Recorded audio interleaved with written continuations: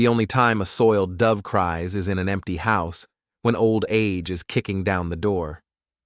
Kira Walters had never heard that saying, but tonight, gravely ill, she was learning it was true. The sickness hadn't killed her, not yet, but it left her as weak as a newborn kitten. The Silver Dollar Saloon in Denver stank of stale dreams and cheap tobacco. It was October, 1882. Gas lamps threw flickering shadows on the walls as a tinny piano played somewhere in the smoke. Kira hunched over the bar. Her fingers, pale and trembling, were wrapped around a glass of whiskey she couldn't afford. 15 cents of poison she wouldn't even drink. At 23, she'd been beautiful. Once. Her dark hair still shimmered in the lamplight, and her green eyes still had flecks of gold, but the life was gone from her face. The fever had burned it out, leaving her skin thin as paper. Her hands shook like the last leaf on a dying tree. "Honey child, you look like death warmed over." The voice was gravelly, worn down by 45 hard years. Kira turned. It was Milana Morrow, easing onto the stool next to her. Milana's face was a road map of nights just like this one, rouge and powder failing to hide the worry lines. "I'll be fine, Milana," Kira whispered, her voice cracking.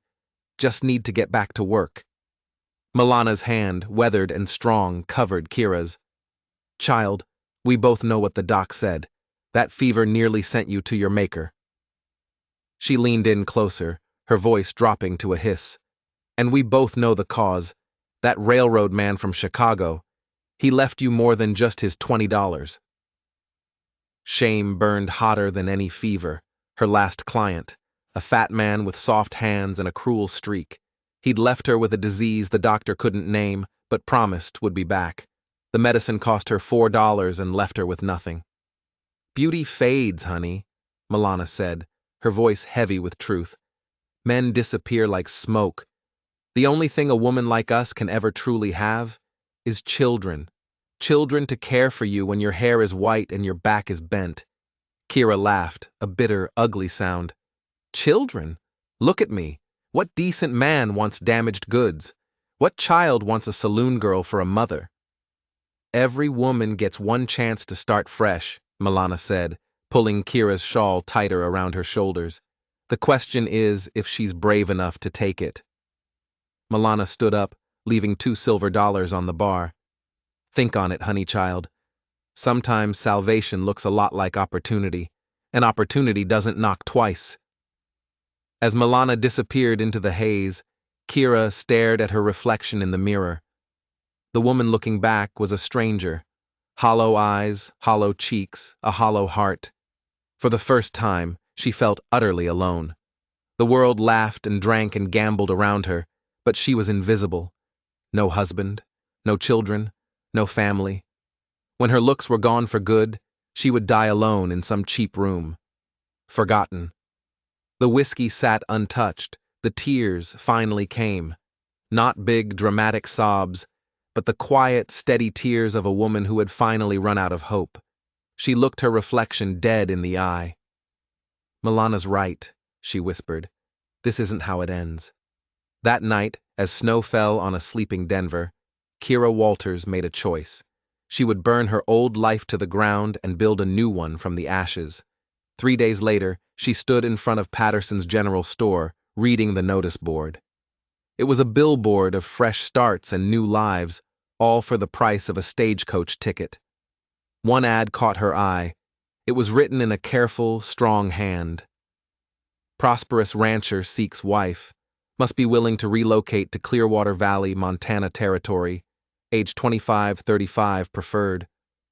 Write to Jace McGuire, Box 47, Clearwater Station, Montana." The name sounded like freedom, a place where no one knew her name, where no one knew her past, a place where she could be anyone. She pulled a pencil from her purse and scribbled down the address. Back in her tiny room, she wrote the letter that would be her salvation or her doom. "Dear Mr. McGuire, I am responding to your advertisement. I am 25 years old, of good health and moral character.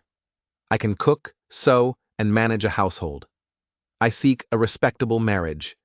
If you find my qualifications suitable, I am prepared to travel to Montana at your expense. Respectfully, Miss Carolina Dixon. Carolina Dixon. It sounded respectable, mature. She lied about her age, adding 2 years. She lied about her health. She lied about her moral character. She lied about everything. Because Kira Walters had to die so Carolina Dixon could live.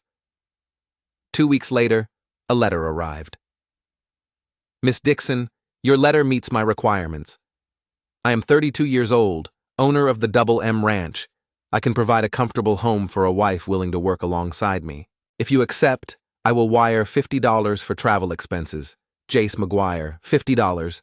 It was more money than she'd seen in a year. Her hands shook. This was it, her one chance. She spent her last few dollars on new clothes, not the flashy silks of a saloon girl, but the sturdy wool dresses of a school teacher. Proper, dignified. In the mirror, a new woman looked back at her. Carolina Dixon. She packed her new life into a single trunk. The new clothes, her mother's old Bible, and hidden in a false bottom, 2 of her most alluring corsets. A woman had to be practical after all. The night before she left, Milana helped her carry the trunk down. You sure about this, honey child? Montana is a long way from anywhere. The further the better, Kira said. I'm going to have a family, Milana. And what if this rancher ain't what he seems? Kira's smile was grim. Then I'll handle it. Milana hugged her tight. Remember what I taught you about men. They all want a saint in the kitchen and a sinner in the bedroom. The trick is knowing when to be which. As the stagecoach pulled away from Denver, Kira didn't look back. With every mile, she practiced being Carolina. She lowered her eyes. She softened her voice. She walked with smaller steps, but when a handsome cowboy at a relay station smiled at her, she felt the old instincts kick in. The practiced, alluring smile formed on her lips before she could stop it. She caught herself, blushing like a proper maiden, and looked away. The deception was working. To the other passengers, she was Miss Carolina Dixon, a respectable lady on her way to meet her future husband. On the 3rd day, crossing the vast, empty plains of Montana, she felt something new. Hope. Real hope. A quiet confidence that this might actually work. By the time the stagecoach rolled into Clearwater Station, Kira Walters was buried deep. Carolina Dixon felt almost real. Almost. Clearwater Station was barely a town. A depot, a store, a rundown hotel. That was it. As the driver hauled her trunk down, a voice rumbled behind her, deep as a river bottom. Miss Dixon? She turned and had to look up. Way up. He was the biggest man she had ever seen. Jace McGuire. At least 6'4", with shoulders that blocked out the sun. His face was weathered by the elements, and his gray eyes seemed to see right through her. Mr. McGuire? She said, offering a gloved hand and her most practiced, demure smile. He took her hand. His grip was gentle, but she could feel the hard calluses. This was a man who worked. Everything about him screamed of harsh weather and solitude. Welcome to Montana, he said, his voice flat. Trust your journey was comfortable. Quite comfortable, thank you, she replied, keeping her own voice soft, ladylike. A ghost of a smile touched his lips. He lifted her trunk like it was nothing and loaded it into a buckboard. As they rode out of the tiny town, Kira studied him. He was handsome in a rugged, dangerous way, but there was a guard up, a wall around him. He'd been hurt before, badly. The ride to the Double M Ranch took 2 hours. Jace barely spoke. The silence was heavy, uncomfortable. When they finally crested a hill, she saw it. The ranch spread out in the valley below, a small kingdom carved out of the wilderness. The house was huge, 2 stories of solid timber, with smoke curling from the chimneys. It's beautiful, she said, and for the first time it wasn't a lie. It's home, was all he said. Inside, the house was surprisingly fine. Good furniture, a piano. A stern-looking housekeeper named Adeline showed her to a guest room. "Supper's at 6, Adeline said, her eyes cold. "Mr. McGuire don't like to be kept waiting." Alone, Kira changed into her best dress, a brown silk that made her waist look tiny. She pinched her cheeks for color, bit her lips to make them red. Old habits. At dinner, the silence continued. Jace sat at the head of the table, a mountain of a man in a clean white shirt. They ate without speaking, stealing glances at each other. She watched his hands, so large yet so precise, as he cut his steak. When Adeline got up to clear the plates, Kira instinctively started to help. She reached across Jace to refill his coffee cup. As she leaned over him, her voice dropped, the old sultry tone slipping out before she could stop it. "More coffee?" she asked. The air changed. She could feel his stillness, smell his skin, see the pulse beating in his throat. The old instincts took over. "I serve more than coffee, Mr. McGuire," she whispered. The cup slipped from his hand. It clattered against the plate, splashing coffee across the white tablecloth. He jerked back like he'd been burned. His face flushed a deep red. Kira froze, mortified. She had just propositioned her respectable mail-order husband. Her carefully built facade had shattered. But when she looked into his eyes, she didn't see anger. She saw surprise. And for the first time, she saw a flicker of genuine interest. He wasn't looking at Carolina Dixon anymore. He was looking at her. A laugh bubbled up inside her, hysterical and unstoppable. "I'm so sorry," she gasped. "I didn't mean, that is—" Then the impossible happened. Jace McGuire's stern face cracked. A grin spread across his features, transforming him. A deep chuckle rumbled from his chest. "More than coffee," he repeated, shaking his head in disbelief. "Miss Dixon, you are not at all what I expected." "Is that good or bad?" she asked, still laughing. His gray eyes locked onto hers. "I'm beginning to think it might be very good indeed." That night, lying in the strange bed, Kira replayed the moment. She had slipped. She had revealed the woman beneath the disguise. And instead of rejecting her, he had laughed. Maybe, just maybe, being herself wasn't a mistake after all. The next morning, Adeline the housekeeper cornered her in the kitchen. "He's a good man," the older woman said, her eyes like chips of ice. "Deserves better than what he got before." Kira felt a chill. Before? Adeline's lips pressed into a thin, hard line. His first wife, a city woman, pretty as a picture and twice as selfish, ran off with a traveling salesman after 6 months, took half his savings with her. So that was it. No wonder Jace was so guarded.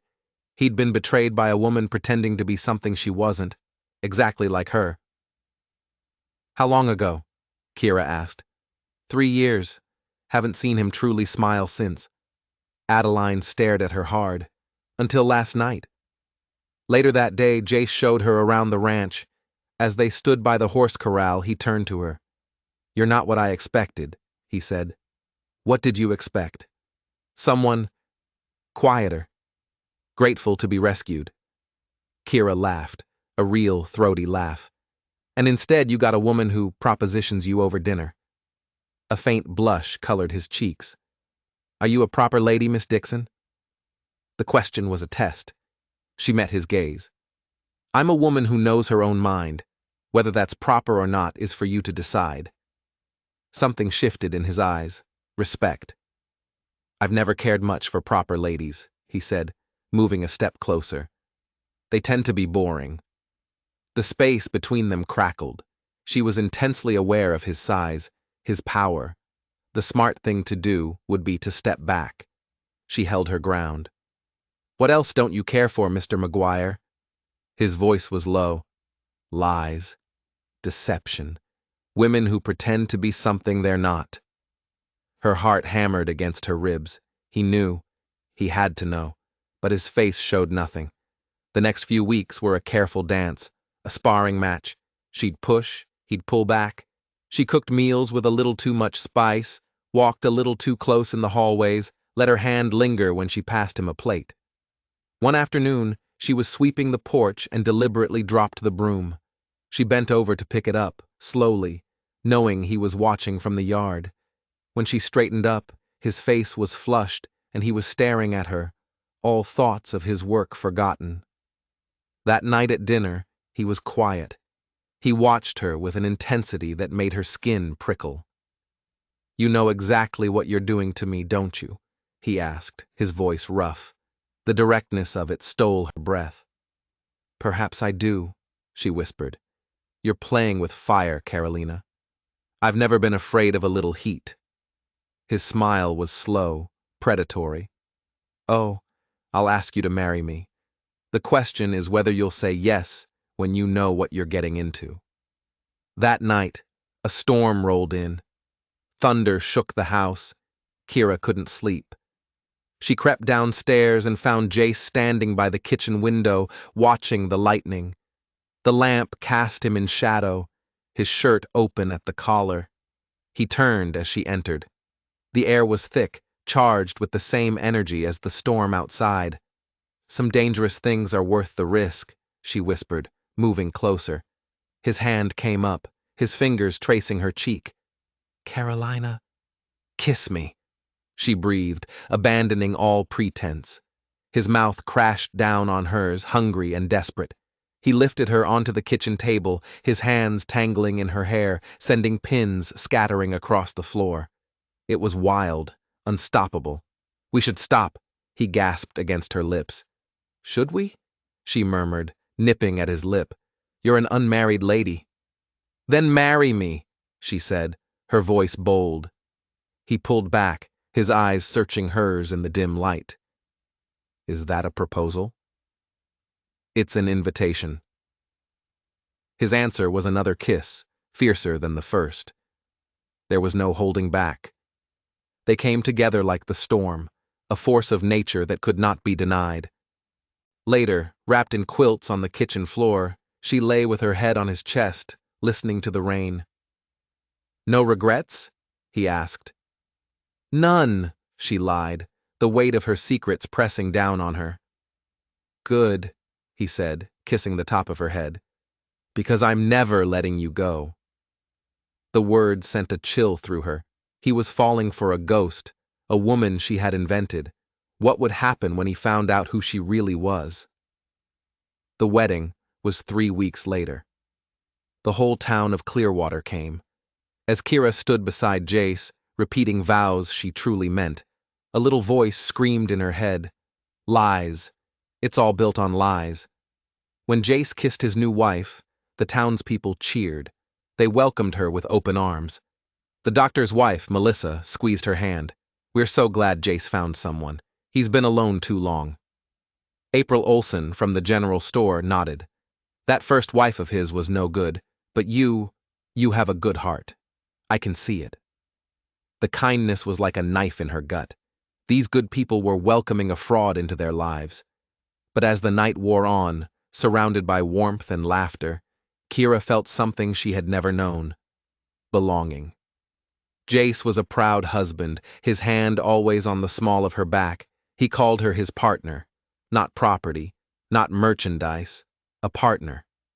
Married life was a dream. Kira blossomed, the house filled with flowers and the smell of baking bread. But she was more than a homemaker. Her sharp mind, honed by years of survival, became Jace's greatest asset. When cattle buyers came, she would listen quietly. Afterward, she'd give Jace her assessment. "That Goodman fellow is lying about the market prices," she told him after one meeting. "He touches his nose every time he quotes a number. It's a tell. He's lowballing you." Jace stared at her, amazed. "How in the world do you know these things?" "Women learn to read men," she said simply. "It's a matter of survival."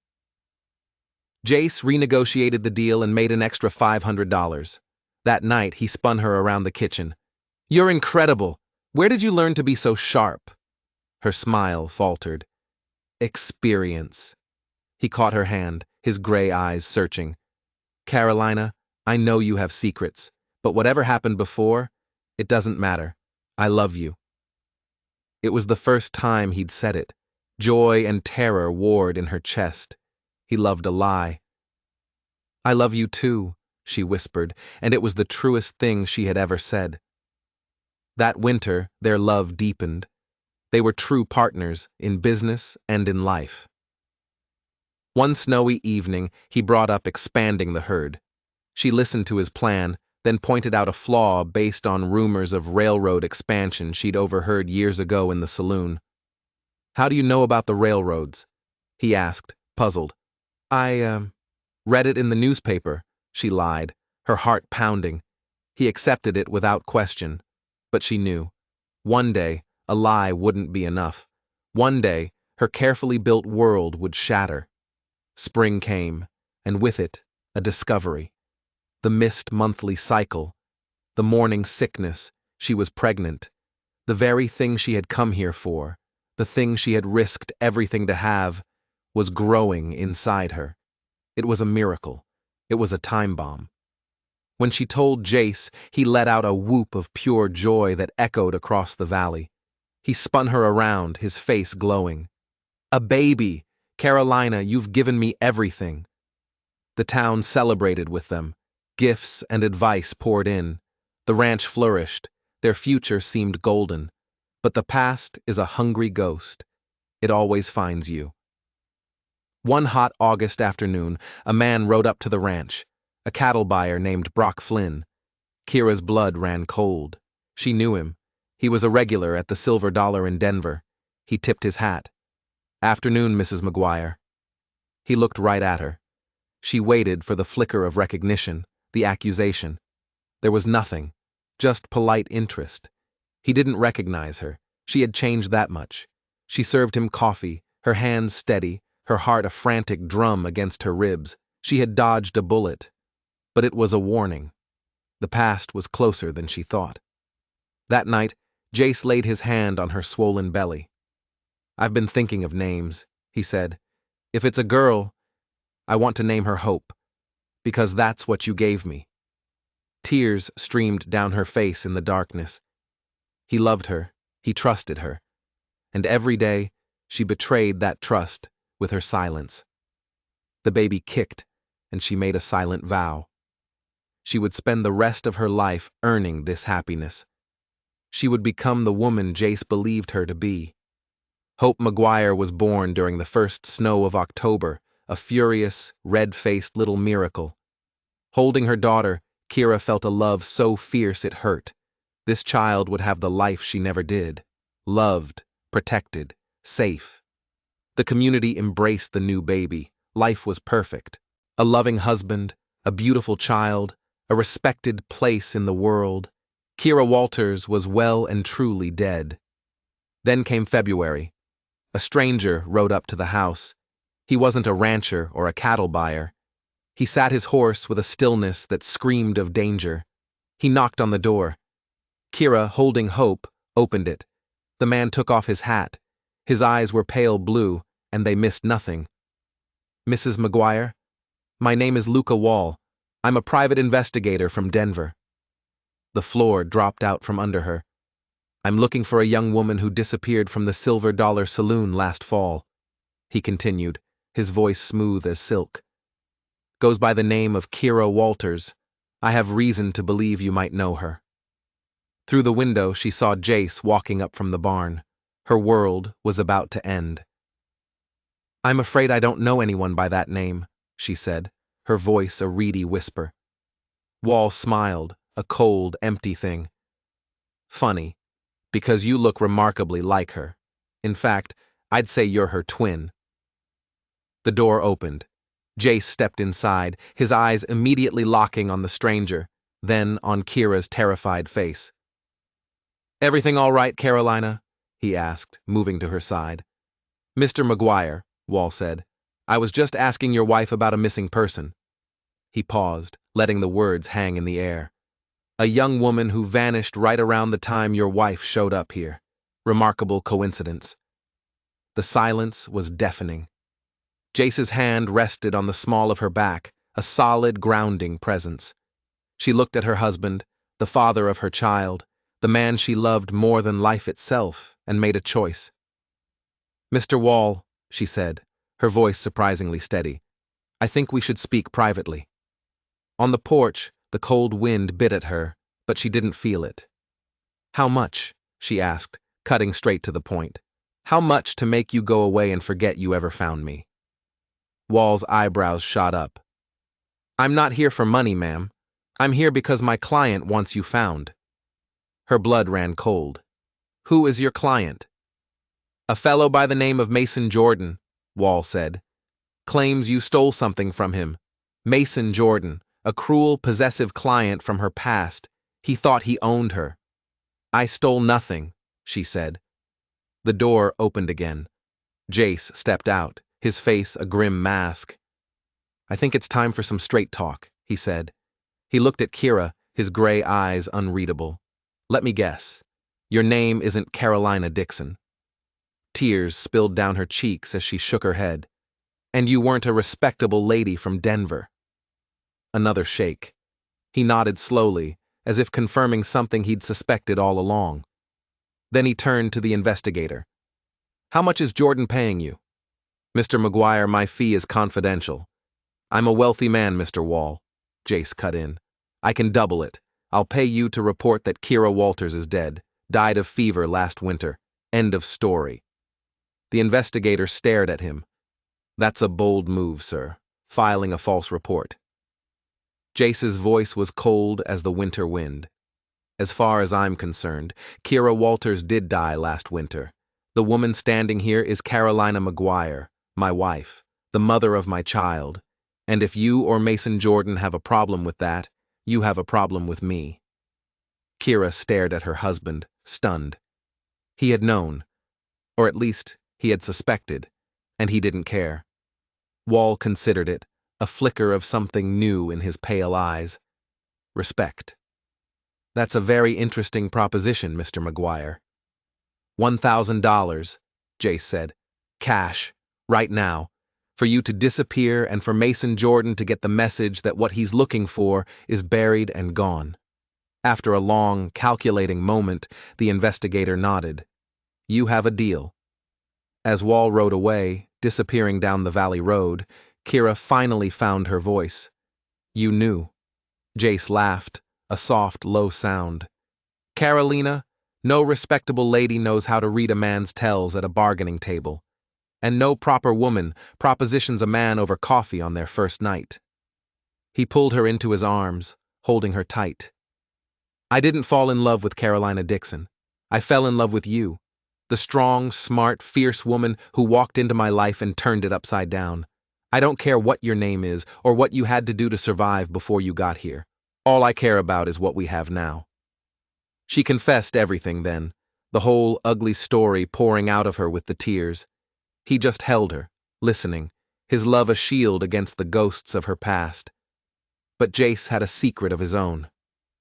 "My first wife," he said, his voice tight.